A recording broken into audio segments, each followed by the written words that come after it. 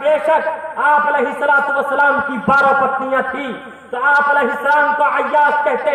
लेकिन आओ उठाओ महाभारत और पढ़ते चले जाओ।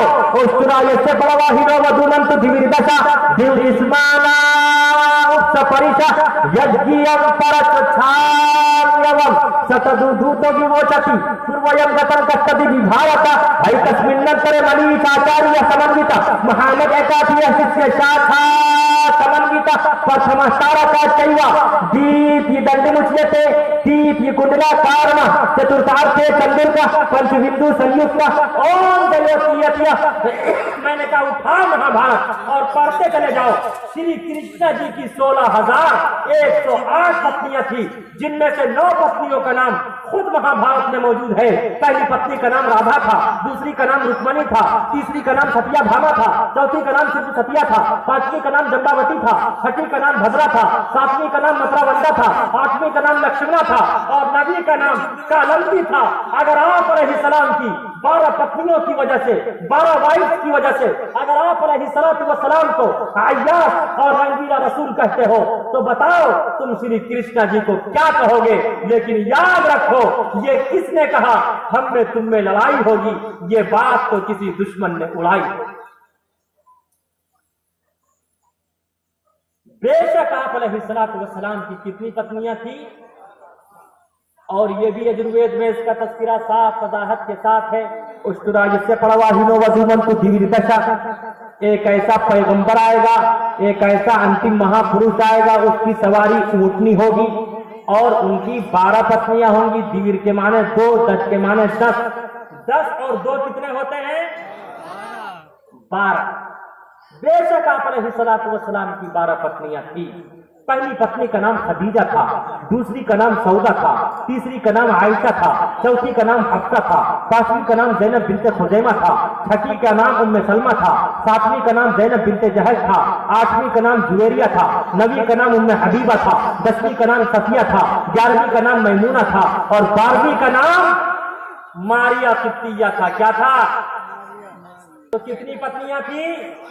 और ये भी हिंदू भाइयों की किताबों में बाबा अंबेडकर ने साफ वजाहत के साथ लिखा है, हिंदुइज्म में कोई ऐसा अवतार नहीं आया जिसकी सवारी ऊंटनी हो। हिंदुइज्म में कोई ऐसा अवतार नहीं आया।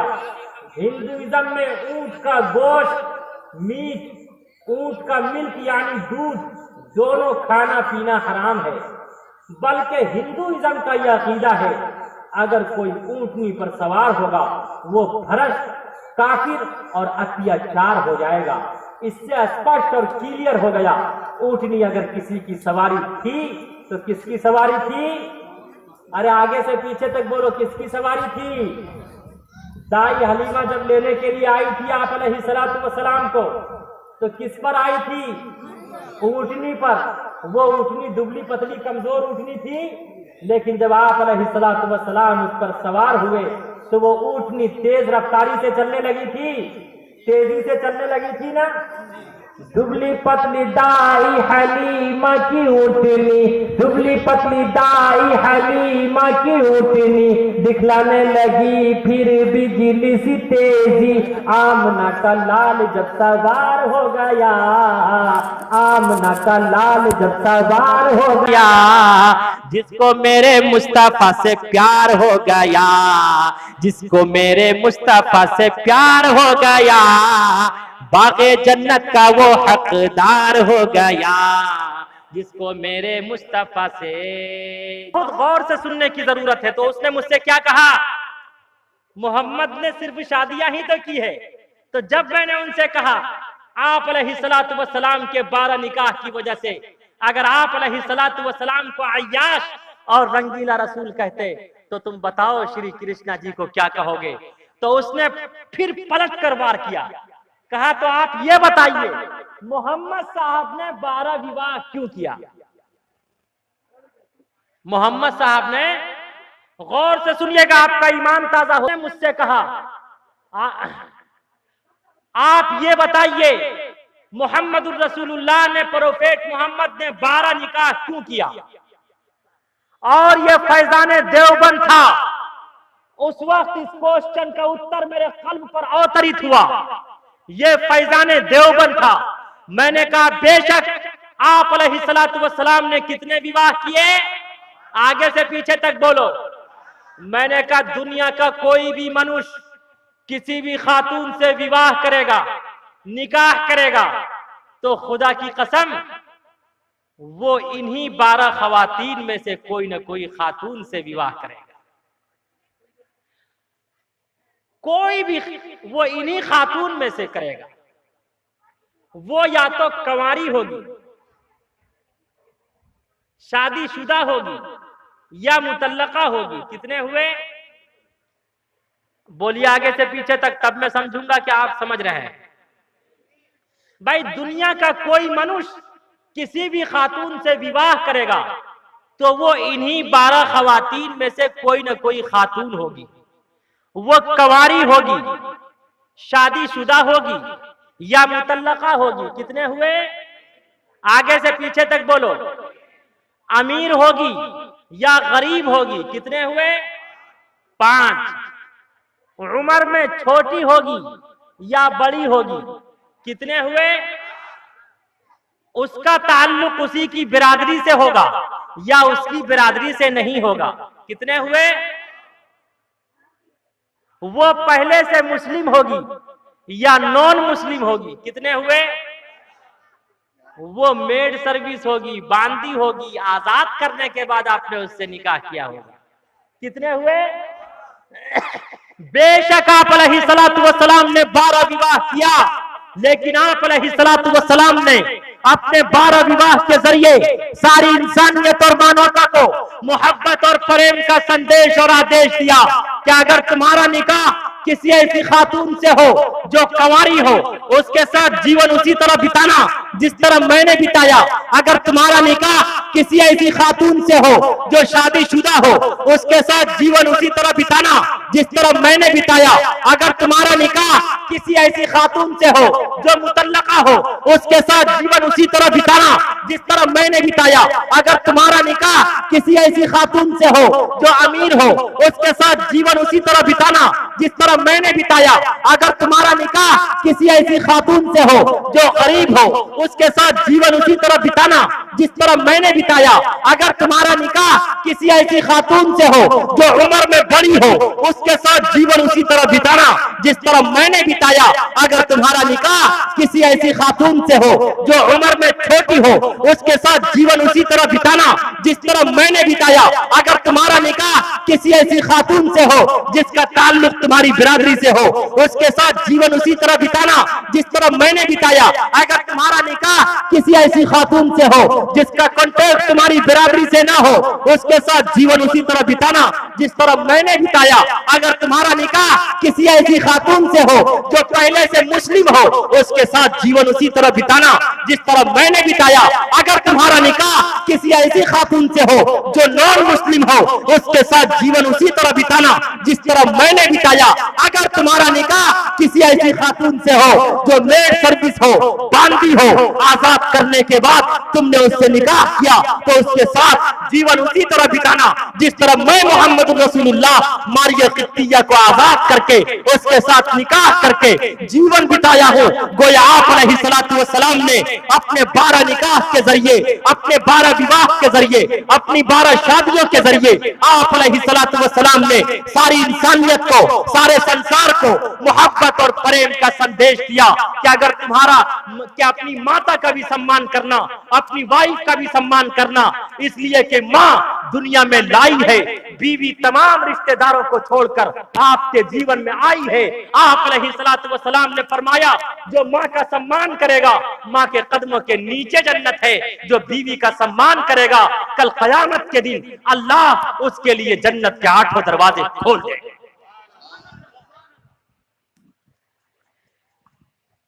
लेकिन आज हमारा हाल यह है, अपना बच्चा रोए तो दिल में दर्द होता, दूसरे का रोए तो सर में दर्द होता।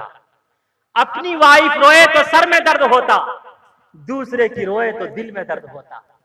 हाय ईश्वर और परमात्मा, ऐसे दर्द से दर्द और एहसास न हो तो वो अच्छा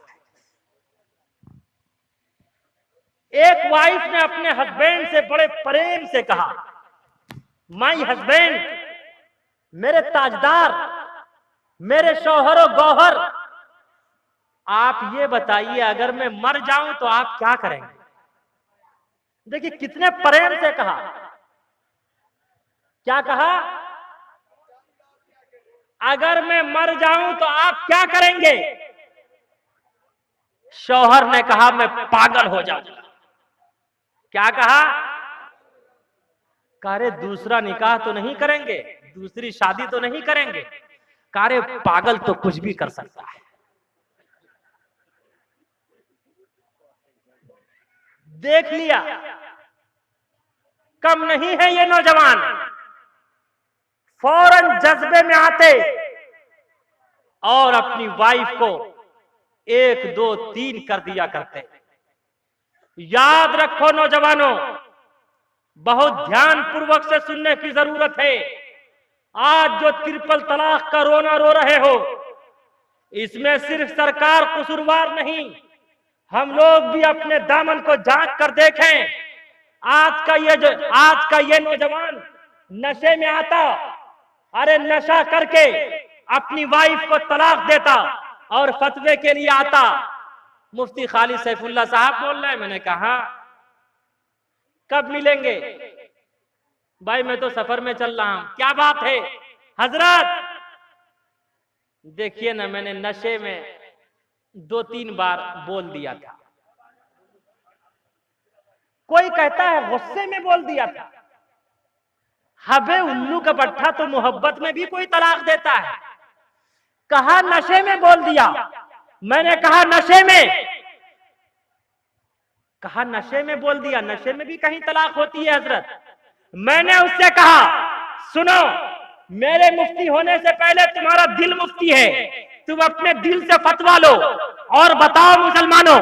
मैंने उससे कहा अरे नशे में तूने अपनी माँ को तलाक नहीं दिया, तूने अपनी बहन को तलाक नहीं दिया, तूने अपनी खाला को तलाक नहीं दिया, तूने अपनी फूफी को तलाक नहीं दिया, तूने अपने रिश्तेदार को तलाक नहीं दिया, तूने अपनी दादी और नानी को तलाक नहीं दिया, और तूने अपनी वाइफ को ही क्यों तलाक दिया? नशे में भी जान रहा है, इतना अक्लमंद है, नशे में भी जान रहा है गोली लगेगी तो इसी को लगेगी, तलाक पड़ेगी तो इसी को पड़ेगी, इसीलिए ना अपनी वाइफ को तलाक दिया है। अरे बोलो, सच्चाई है या नहीं? आपके तरफ तो पता नहीं मुहर्रम खेलते या नहीं खेलते, ताजिया शादी करते या नहीं करते।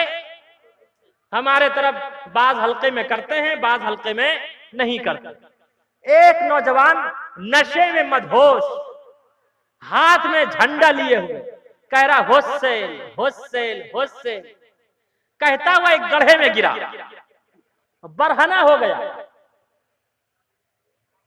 किसी ने जाके उसकी वाइफ से कहा कि अरे तुम्हारा हस्बैंड वहां गड्ढे में पड़ा हुआ है। वो बेचारी अपने पुत्र को लेकर आई, उसके सतर को ढांपा, उसके जिस्म को ढक दिया, कहा मेरे ताजदार चलिए तो सही, घर चलिए, देखिए सारा जहान देख रहा है।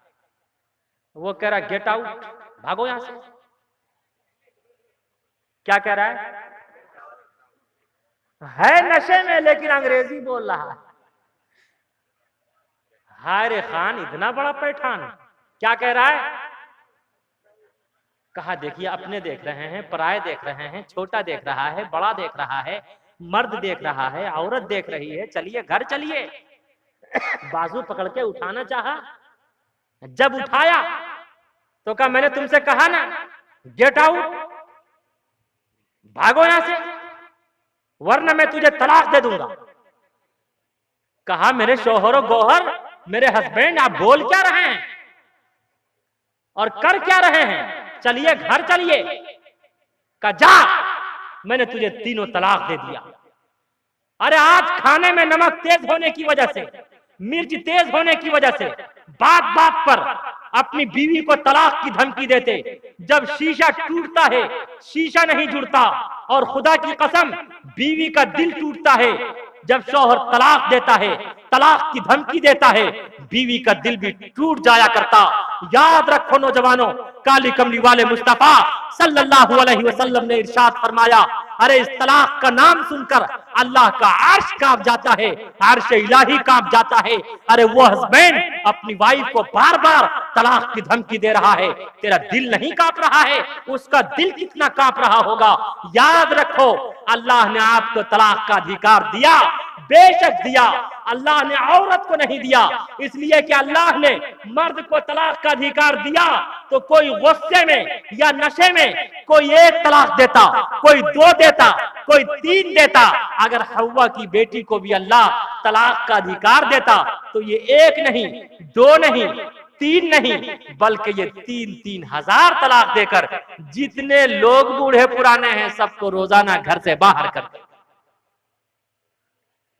बेशक अल्लाह ने आपको दिया है अधिकार, लेकिन इसका यह मतलब नहीं कि आप फौरन जज्बाती हो जाए, फौरन जज्बे में आकर आप तीनों तलाक दे दें। अभी भी चंद नौजवानों को 3 साल की सजा, 3 लाख का जुर्माना आयद किया गया। अरे नौजवानों, कर क्या रहे हो? क्या औरत तलाक देने के लिए? काली कमली वाले मुस्तफा सल्लल्लाहु अलैहि वसल्लम ने फरमाया, तुम में से सबसे बेहतर इंसान वो है जिसका अपनी वाइफ के साथ अच्छा हुस्न सलूक हो। आज हर छोटा बड़ा होना चाहता, हर बड़ा शादी करना चाहता और हर शादीशुदा तलाक देना चाहता। हाय ईश्वर और परमात्मा, ये हो क्या रहा है? अपना बच्चा रोए तो दिल में दर्द होता, दूसरे का रोए तो सर में दर्द होता। ये हो क्या रहा है? अपनी वाइफ रोए तो सर में दर्द होता, दूसरे की रोए तो दिल में दर्द होता। हाय ईश्वर और परमात्मा, ऐसे दर्द से दर्द और एहसास ना हो तो वो अच्छा है। और मैं अपनी माँ बहनों से भी कहूंगा, हमारी माएं बहनें भी कम नहीं है। हमारी माएं बहनें ये भी जज्बे में आकर कहती, अगर एक बाप का बच्चा है तो तीनों देकर दिखा। जबकि शादी से पहले ये कितने किलो की होती है? 25-30 किलो की। शादी से पहले 25-30 किलो की होती है। बेचारा शौहर शादी करके लाता है, ये खा खा कर 70-80 किलो की हो जाती है, 1-1 कुंटल की हो जाती है। जिंदगी में कभी भी किसी दुख और परेशानी का सामना करना पड़ता तो ये कहती, हाय अल्लाह, मैंने अपने इस शौहर की जिंदगी में दुख के सिवा कभी सुख देखा ही नहीं।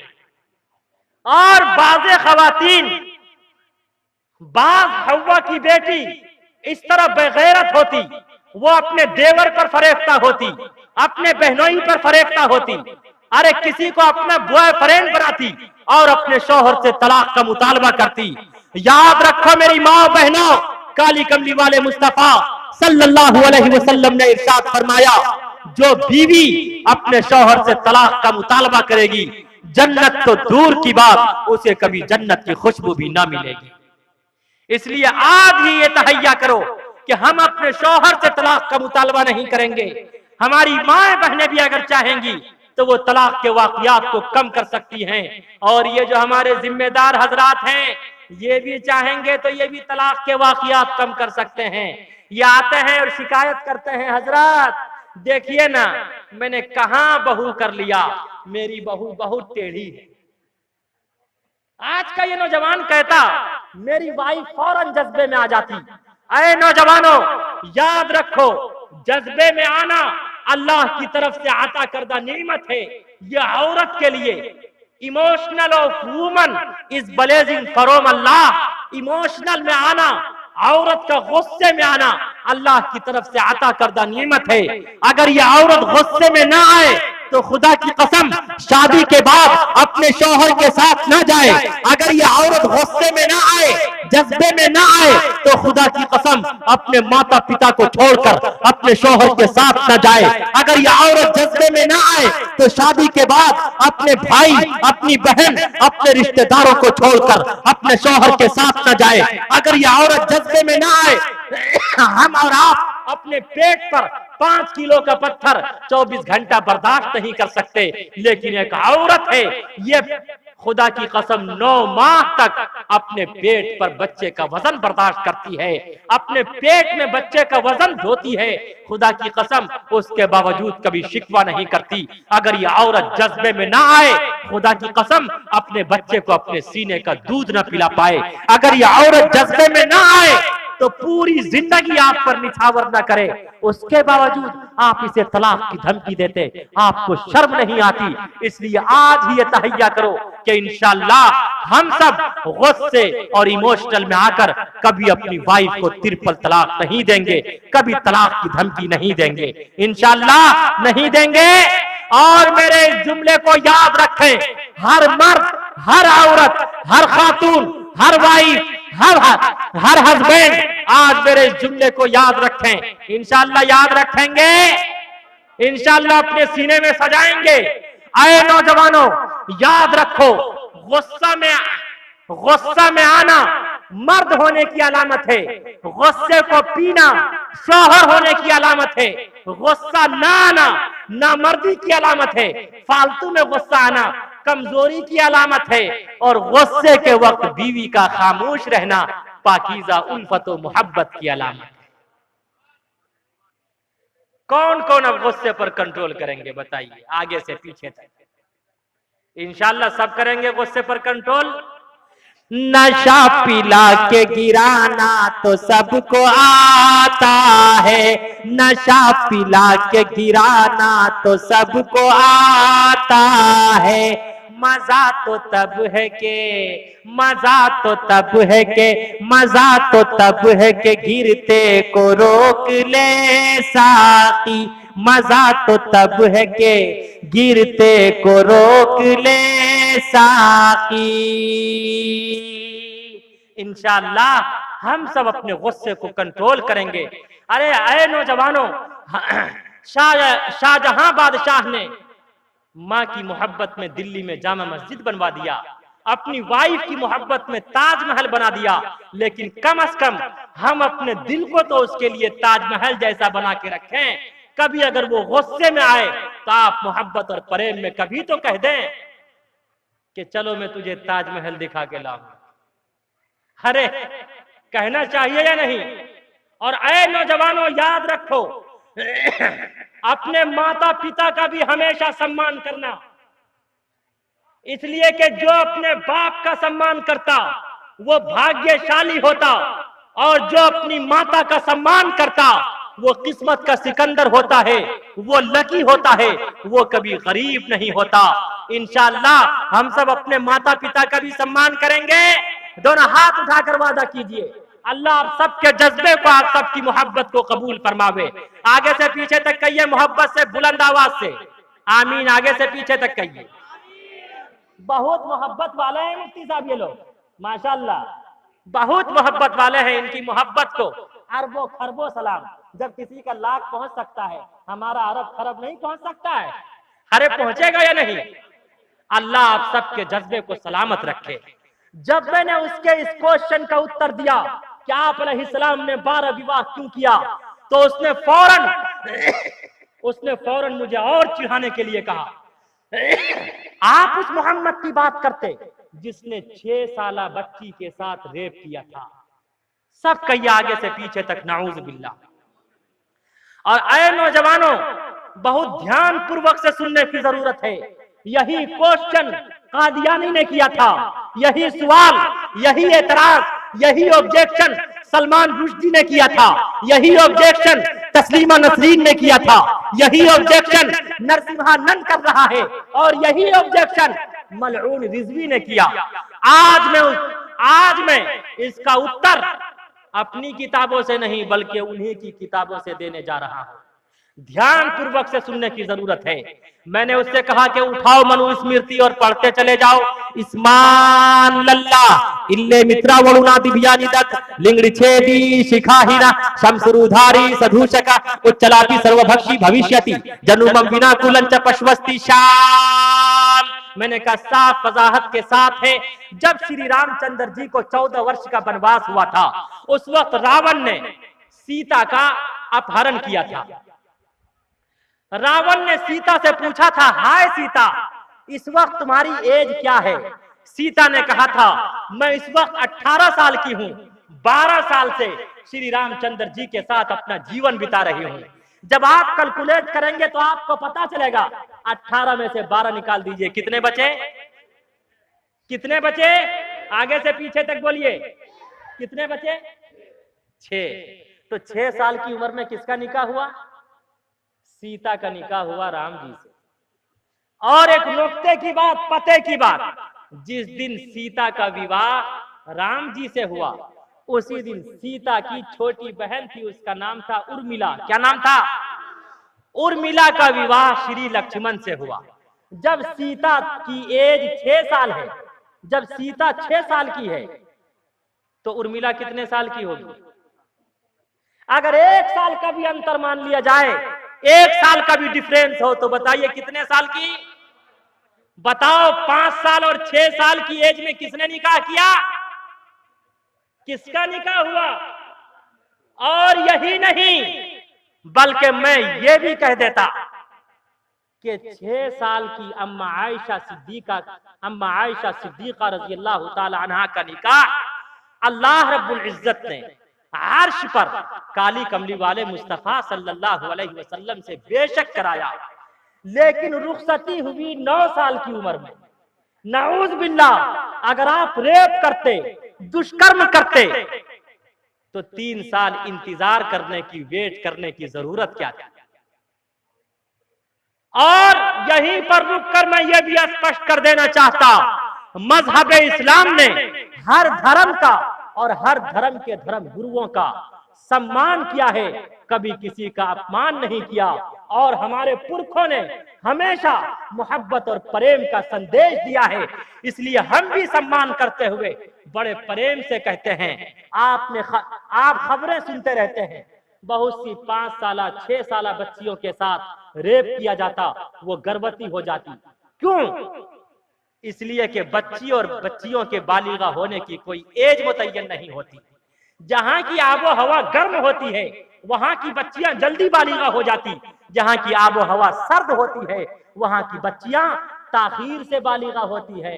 हो सकता है कि जब सीता का विवाह राम जी से हुआ हो सकता है सीता 6 साल की उम्र में बालिगा हो गई हो सकता है उर्मिला 5 साल की एज में ही बालिगा हो गई हो। जिस तरह अम्मा आयशा सिद्दीका रजी अल्लाह ताला अन्हा, जो अज़वाज में खलीका थी, कायनात में बासलीका थी, बाग़े नबुव्वत की आंदलीबा थी, हबीब खुदा की हबीबा थी, उम्मत पे शफीका थी, कायनात में बासलीका थी। निकाह तो हुआ 6 साल की उम्र में, लेकिन रुखसती हुई 9 साल की एज में।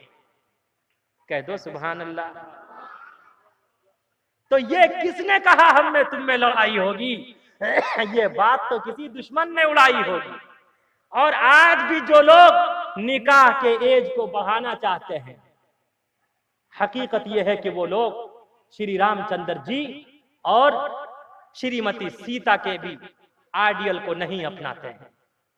अगर वो अपनाते तो 6 दूनी 12, 36 18 से आगे बढ़ाने की कोशिश, अरे बोलो आगे से पीछे तक, नहीं करते।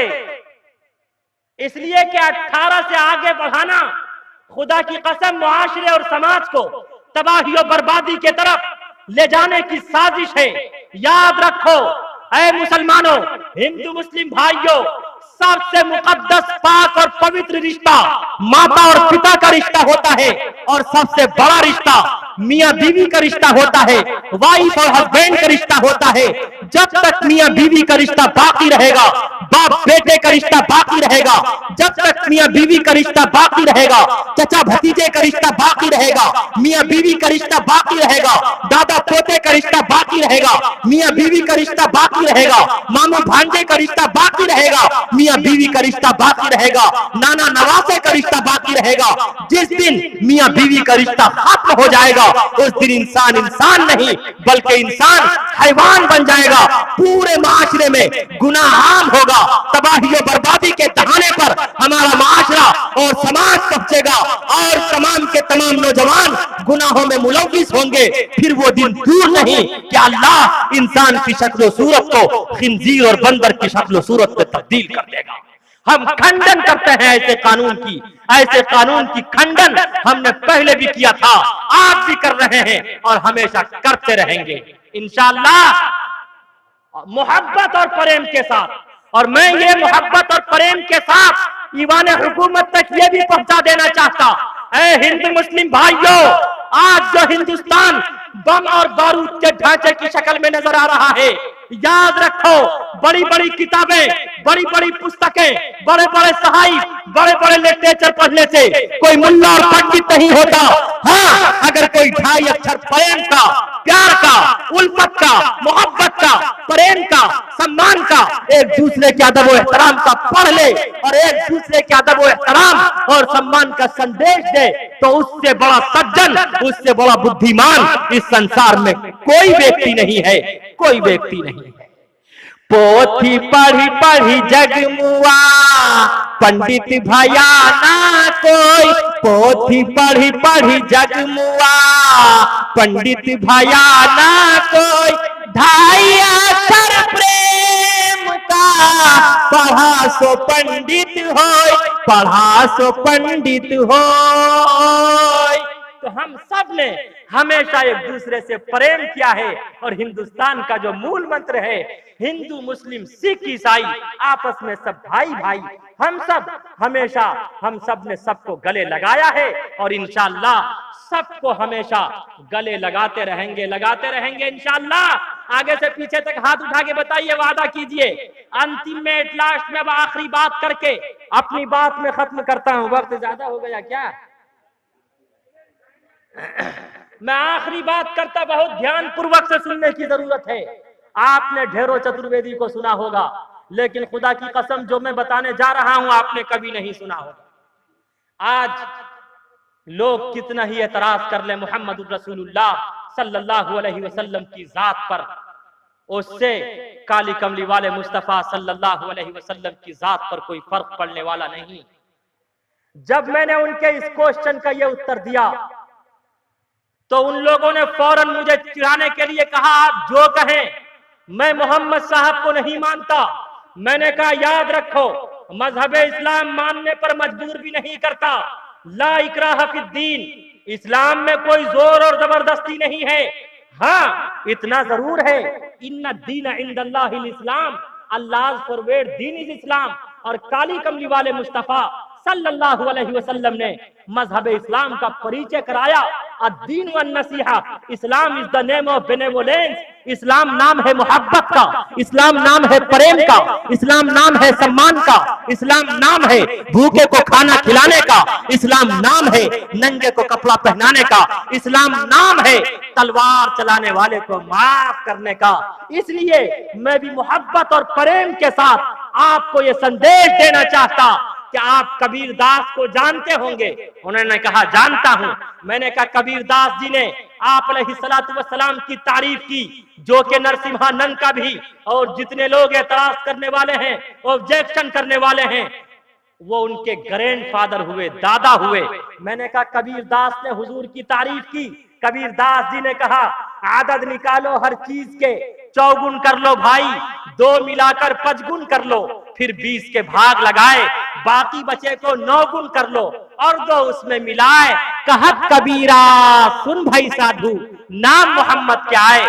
कबीर दास जी ने कहा, दुनिया के किसी भी चीज के नाम का आदद निकालो, आदद निकाल कर उसे 4 से गुना करो, 4 से गुना करने के बाद उसमें 2 मिलाओ, 2 मिलाने के बाद जो आंसर आए फिर उसे 5 से गुना करो, 5 से गुना करने के बाद जो जवाब आए उसे 20 से भाग दो, 20 से भाग देने के बाद जो जवाब आए उसे 9 से गुना करके उसमें 2 मिलाओगे, मोहम्मद बन जाएगा, मोहम्मद के नाम का आदद निकल आएगा। सब कह दो सल्लल्लाहु अलैहि वसल्लम। कबीर दास ने मोहम्मद रसूलुल्लाह की ऐसी तारीफ की कि उसका कोई जवाब नहीं, और वो भी मैथ के हिसाब से। अब मैं देखना चाहता हूं जितने मास्टर्स, डॉक्टर्स, स्टूडेंट्स बैठे हुए हैं, मैं सबका एग्जाम लेना चाहता हूं, देखता हूं किसका माइंड कितना चलता है, कौन कितना एक्टिव है। आप लोग एग्जाम के लिए तैयार हैं? इसलिए कि मुल्ला तो सबका एग्जाम ले लेता है। जब भी कोई मुसीबत में फंसता तो दो ही चीजों को याद करता है, या मुल्ला याद आता है या मौला याद आता है। तो आप लोग एग्जाम देने के लिए तैयार हैं? कबीर दास जी ने कहा, दुनिया के किसी भी चीज के नाम का आदद निकालो। मसलन मोहम्मद, मोहम्मद में 4 हुरूफ हैं, 4 लेटर्स हैं। कितने हैं? डबल मीम है, एक हा एक दाल। कितने हुए? 4 हुरूफ हुए। मीम का आदद है 40।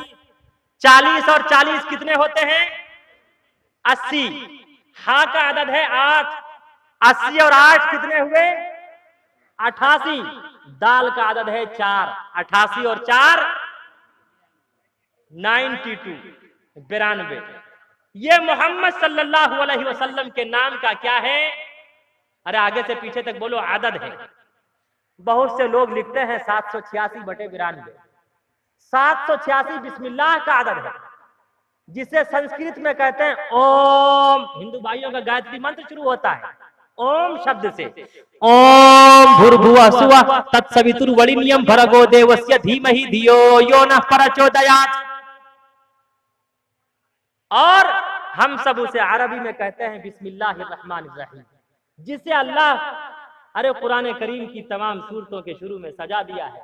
बिस्मिल्लाहिर्रहमानिर्रहीम अल्हम्दुलिल्लाहि रब्बिल आलमीन, बिस्मिल्लाहिर्रहमानिर्रहीम अलिफ लाम मीम, बिस्मिल्लाहिर्रहमानिर्रहीम यासीन, बिस्मिल्लाहिर्रहमानिर्रहीम अर्रहमानु अल्लमल कुरान, बिस्मिल्लाहिर्रहमानिर्रहीम अलम तरा कैफ फ़अल रब्बुका बिअस्हाबिल फील, बिस्मिल्लाहिर्रहमानिर्रहीम कुल अऊज़ु बिरब्बिन नास मलिकिन नास इलाहिन नास मिन शर्रिल वसवासिल खन्नास अल्लज़ी युवस्विसु फी सुदूरिन नास मिनल जिन्नति वन नास। अंग्रेजी में कहते हैं in the name of Allah most benevolent ever merciful. आदद और गिनती के एतबार से कहते हैं 786। लेकिन याद रखो मुसलमानों, 786 और 92 लिखने से सवाब नहीं मिलेगा।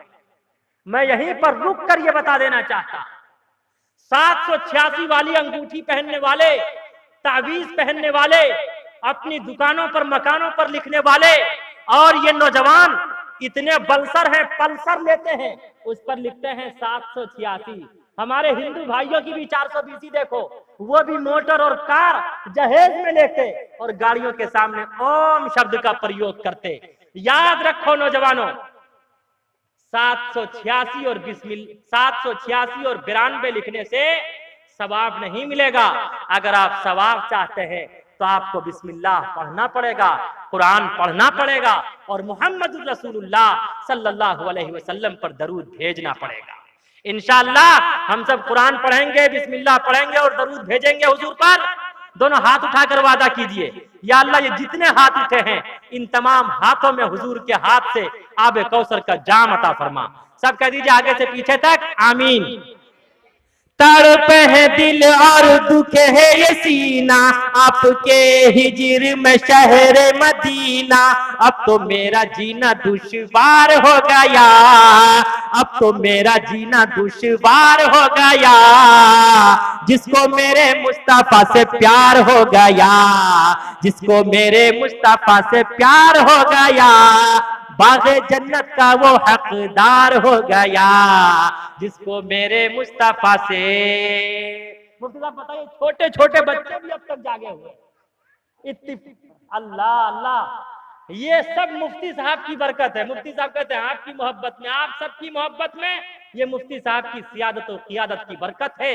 अल्लाह रब्बुल इज्जति वल जलाल हजरत की सियादत और क़ियादत में आप सबको चलने की तौफीक अता फरमावे और हजरत मुफ्ती साहब की उम्र दराज फरमावे। सब कह दीजिए आगे से पीछे तक मोहब्बत से। मैं पिछले हफ्ते कोलकाता खिजरपुर है वो चिड़ियाघर जू, उसी के सामने प्रोग्राम था, जहां ठहरा हुआ था उसके 2-3 बच्चे थे। मैंने उससे कहा कि मुन्ना तुझे कुछ याद है? दरूद शरीफ, सूरे फातिहा, दुआ मासूरा, कुल शरीफ कुछ है याद? उसने कहा वो सब तो याद नहीं है, एक कविता याद है। मैंने कहा वो कौन सी कविता है? उसने सुनाना शुरू कर दिया। देखिएगा ये बच्चे पढ़ेंगे, ये बच्चे जो जागे हैं मैं इनके लिए कह रहा हूँ, ये बच्चे सुनाना शुरू कर दिया। मैंने कहा क्या? का नानी तेरी मोरनी को मोर ले गया, बाकी जो बचा था काला चोर ले गया। अच्छी नानी प्यारी नानी रूसा रूसी छोड़ दे, जल्दी से एक पैसा दे दे तू कंजूसी छोड़ दे। नानी तेरी मोरनी को मोर ले गया, बाकी जो बचा था काला चोर ले गया। नानी तेरी मोरनी को। हमारी माए बहनें भी बैठी हैं, वो जिक्र अज़कार दरूद शरीफ सूरह फातिहा वो सब में ज्यादा मुलव्विस नहीं होती हैं। अगर वो पढ़ती हैं तो क्या पढ़ती हैं, हत्ता के बच्चे को लोरिया भी देती हैं तो क्या कहती हैं, आरे आवा पारे आवा नदिया किनारे आवा, सोने के कटोरिया मधुद भात ले ले आवा, बबुआ के मुंह में घुटूर, यही ना कहती है। लेकिन आज ये वादा कीजिए, रमजान मुबारक का मुतबर्रक और बाबरकत महीना आ रहा है, हम अपने बच्चों को कम से कम सूरह फातिहा तो याद कराएं, अपने बच्चों को दरूद शरीफ तो याद कराएं, फराइज व वाजिबात तो याद कराएं, खुद भी कम से कम फराइज व वाजिबात तो याद करें, जिक्र अज़कार की कसरत करें। हमारी माएं बहनें भी इंशाअल्लाह आप सब भी करने के लिए तैयार हैं। अल्लाह आप सबके जज्बे को, आप सबकी मोहब्बत को कबूल फरमावे। तो भाइयों, कबीर दास जी ने कहा दुनिया के किसी भी चीज के नाम का आदत निकालो। मैं एक एग्जाम्पल पेश करता। आम जानते हैं आप लोग, आम को अंग्रेजी जबान में क्या कहते हैं? देखिए सब अंग्रेजी बोल रहे हैं। मैंगो, MAN, देखिए जियो फोन ने भी तबाह करके रख दिया, ये भी करे जियो। आम अलिफ का आदद है 1, मीम का 40।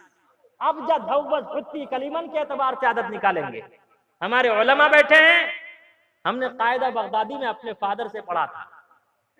अब जब धौबती कलीमन के एतबार से आदत निकालेंगे तो अलिफ का आदद हुआ 1 और मीम का आदद हुआ 40। 40 और 1 कितने हुए? अब जितने नौजवान हैं उसका एग्जाम आ रहा है, अब देखता हूं कौन कामयाब होता है। कितने हुए? 41। 41 को 41 को 4 से गुना कीजिए, 4 से गुना कीजिए, 164। वाह, बड़ा अच्छा माइंड है। 164 में 2 मिलाओ बाबू, 166। अब 166 को फिर 5 से गुना कीजिए, 166 को 5 से गुना कीजिए जल्दी से। अगर आपसे ना हो पाए तो आप मुझे बताइए। मैं तो मिफ्ताहुल उलूम जलालाबाद में हज़रत इफ्ता तक पढ़ा चुका हूं, सिराजी पूरी पढ़ाता था। कितने हुए? 830। ये सही करे, 830। इधर 30 को 30 बोलते हैं मुफ्ती साहब। 830। अब 830 को 20 से भाग दीजिए, और मोबाइल से मत दीजिएगा, मोटू पतलू का बनाया हुआ है, उस पर हिसाब गलत आएगा। अपने माइंड का इस्तेमाल कीजिए। 20 चौके 80। 3 का 3 उतर आएगा, 0 का 0 उतर आएगा, 20 से कम 20, 41 जवाब आएगा। बाकी कितना बचेगा? 10। 10 को 9 से गुना कीजिए, 9 दाही 90, उसमें 2 मिला दीजिए। कह दो सल्लल्लाहु अलैहि वसल्लम। मोहम्मद के नाम का आदद निकला, मोहम्मद बन गया ना। बहुत से लोग दुआ तावीज वाले के पास भी जाते हैं, वो उनका नाम पूछ के उनके नाम का आदद निकालते हैं, तब दुआ तावीज देते हैं। बहुत से लोग ख्वाब की ताबीर बताते हैं। हुज्जतुल इस्लाम हजरत मौलाना कासिम नानोतवी के एक बहुत खास और अजीज थे मौलाना मजहर साहब। उन्होंने नौकरी के लिए एक एप्लीकेशन, एक दरखास्त लगा रखी थी।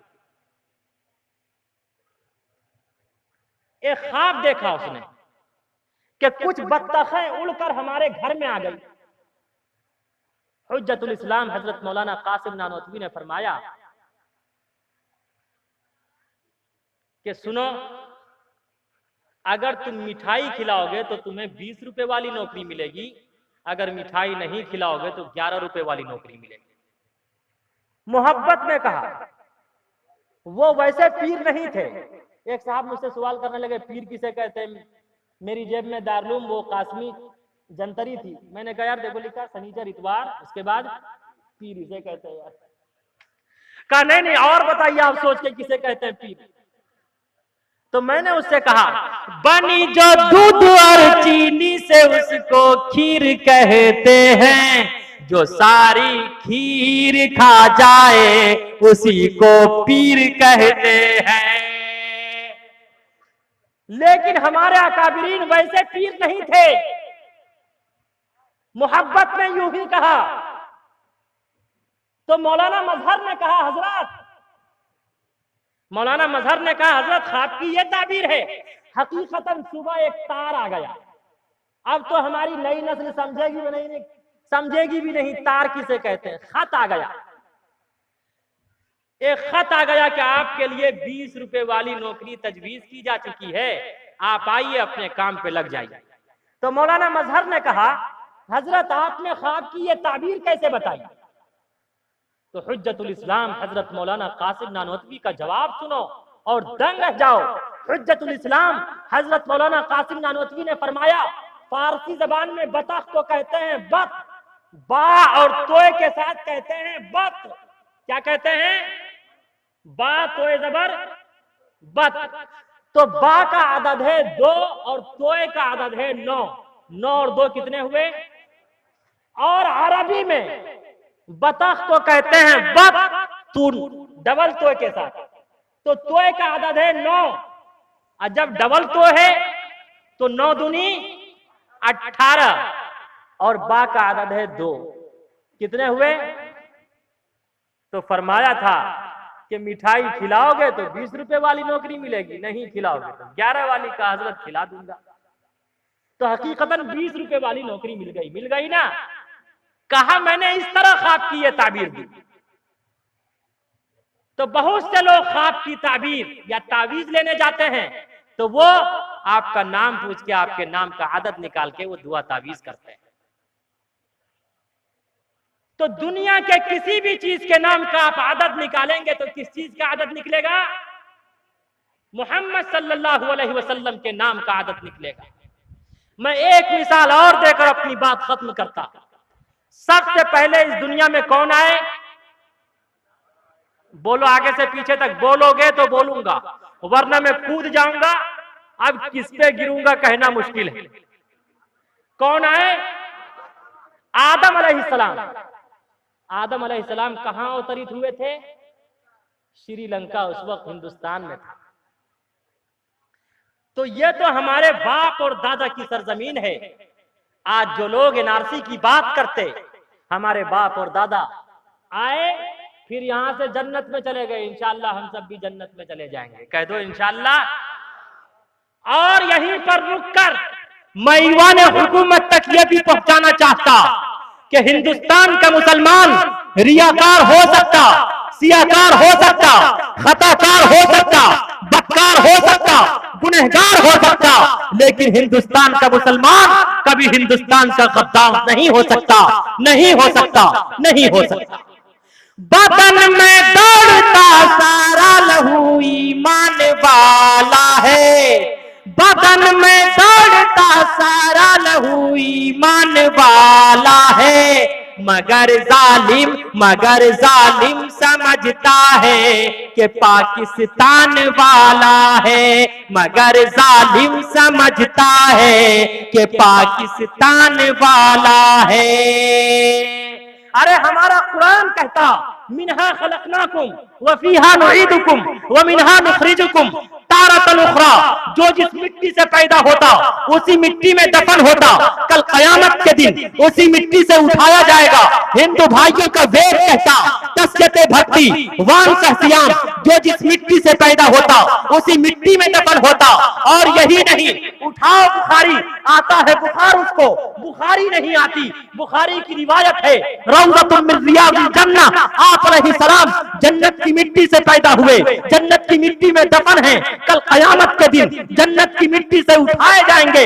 हमारा ईमान कहता, हमारा कुरान कहता हम हिंदुस्तान की मिट्टी से पैदा हुए, मरने के बाद हिंदुस्तान की मिट्टी में मिलते हैं और कल कयामत के दिन इंशाअल्लाह हिंदुस्तान की मिट्टी से उठाए जाएंगे इंशाअल्लाह। इसीलिए अल्लामा इकबाल ने फख्र से कहा था, आज हम सब भी वो तराना पढ़ते हैं। अगर आप सबको भी मोहब्बत और प्रेम है तो अपनी आवाज को मेरी आवाज से मिलाइए और अल्लामा इकबाल का वो तराना गुनगुनाइए। अल्लामा इकबाल ने कहा था, सारे जहां से अच्छा हिंदुस्तान हमारा हमारा, सारे जहां से अच्छा हिंदुस्तान हमारा हमारा, हम बुलबुले हैं इसकी ये गुलसिता हमारा हमारा। मजहब नहीं सिखाता, मजहब नहीं सिखाता आपस में बैर रखना, हिंदी है हम वतन है हिंदुस्तान हमारा हमारा, सारे जहां से अच्छा हिंदुस्तान हमारा हमारा। तो सबसे पहले इस रूए जमीन पर कौन आए? आदम अलैहिस्सलाम। अलिफ का आदद है 1, दाल का है 4, 4 और 1 कितने हुए? 5, मीम का 40, 40 और 5 आगे से पीछे तक बोलो कितने हुए? इसको भी फिर उसी तरह से आदत निकालेंगे। 45 को 4 से गुना कीजिए, कितने होंगे? 180, 180 में 2 मिलाइए 182, 182 को फिर 5 से गुना कीजिए 910, 910 को फिर 20 से भाग दीजिए, 20 चौके 80, 20 पंचे 100, 45 जवाब आएगा।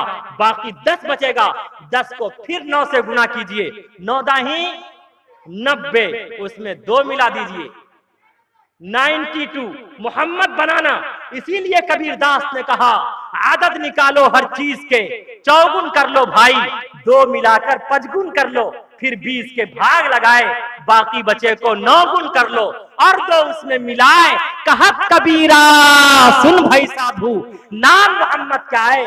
कबीरदास ने ऐसी तारीफ की। Kabirdas Paresh Mohammad for having no answer, Kabirdas ने आप अलैहिस्सलाम की ऐसी तारीफ की कि उसका कोई जवाब नहीं है। कबीरदास जी ने सारी इंसानियत को, सारे संसार के सामने आप अलैहिस्सलातु वस्सलाम की सीरत को उजागर करते हुए कहा, दुनिया के किसी भी चीज के नाम का आदत निकालो, जमीन हो या आसमान हो, वो किसी इंसान का नाम हो, मुफ्ती साहब हो, मुफ्ती यहिया साहब हो, कारी अनवर साहब हो, शेख तजम्मुल साहब हो, सलाहुद्दीन साहब हो, अराकीन कमेटी में से जो भी हो, सबका नाम तो नहीं जानता, या आप में से जो भी हो, मर्द हो या औरत हो, बड़ा हो या छोटा हो, बच्चा हो या जवान हो, खुदा की कसम किसी भी चीज के नाम का आदत निकालो, फल हो या फूल हो, इंसान हो या हैवान हो, बदर हो या कमर हो, शजर हो या हजर हो, नबातात हो या जमादात हो, कुल कायनात और कायनात के जर्रे जर्रे के नाम का आदत निकालेंगे। खुदा की कसम जब तक वो मोहम्मद रसूलुल्लाह के आइडियल को नहीं अपनाएगा, आप अलैहिस्सलातु वस्सलाम के आइडियल को नहीं अपनाएगा, आदत नहीं निकलेगा, खुदा की कसम उसका बेड़ा पार नहीं होगा। इसीलिए तुलसीदास जी ने भी कहा, यहाँ न पक्षपात कुछ राखू, वेद पुराण संत मत भाखो, सन्वत विक्रम दो अनंदा, महाकोक नश्चतु परतंडा, राजनीति भव प्रीति दिखावई, अपना मत सबका समझावई, सुरंचतु सुदृ सच्चारी, तिनको वंश भयो अति भारी, तब तक मद्दी सुंदर कोया, बिना महामद पार न होया। दिल की गहराइयों से सच सच जानकर, दिल की गहराइयों से सच सच जानकर, जिंदगी गुजारी जिसने रखी बातें मानकर, फिर तो समझो उसका बेड़ा पार हो गया, फिर तो समझो उसका बेड़ा पार हो गया। जिसको मेरे मुस्तफा से प्यार हो गया, जिसको मेरे मुस्तफा से प्यार हो गया, फिर तो समझो उसका बेड़ा पार हो गया। जिसको मेरे मुस्तफा से, यह बातें सिर्फ सुनने न सुनाने के लिए है, बल्कि सोया हुआ एहसास जगाने के लिए है। सारे जहां से अच्छा हिंदुस्तान हमारा, हम बुलबुले हैं इसकी, ये गुलसिता हमारा। मजहब नहीं सिखाता आपस में बैर रखना, हिंदी है हम वतन है हिंदुस्तान हमारा। ओम शांति शांति शांति शांति व आखिरु दावाना अनिल हम्दुलिल्लाहि रब्बिल आलमीन।